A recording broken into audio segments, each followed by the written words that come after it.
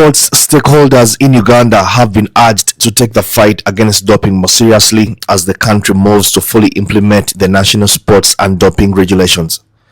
The call was made during a stakeholders meeting in Lugogo, organized by the National Council of Sports in partnership with the Uganda Olympic Committee, bringing together a session will continue sensitizing athletes, coaches and officials on clean sport. Education and awareness. It's important that athletes are educated, and we've been having workshops on taking the athletes through what's on the list. It's quite a complicated list, but the idea is that people need to be aware that, for example, if you're an athlete who is like Joy is doing her athletics, whatever medicine you take, whatever food you take has to be monitored by the team doctor of your respective federation.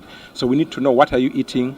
If you fall sick, who is treating you? What are you being treated for? There are also exemptions. So for example, if someone is taking drugs for asthma or diabetes, you can apply to the International Federation. If you're an elite athlete, if you're a domestic athlete, you apply to your national anti-doping agency for an exemption to use that particular medication for your health purpose. Chairperson of the Anti-Doping Regulations Task Force, Brighton Rukare, challenged stakeholders to study and internalize the new regulations, warning that ignorance could have serious consequences for both individual athletes and Uganda's sporting reputation. International law takes precedence over municipal law. So when there is a convention on doping agreed at the international level, you can't sit and you have limited room for adjustments. So we have explained that there are some regulations which we take as they are from the International World Anti-Doping Agency code, and then there are those which relate to the management, the cases, handling of cases of anti-doping.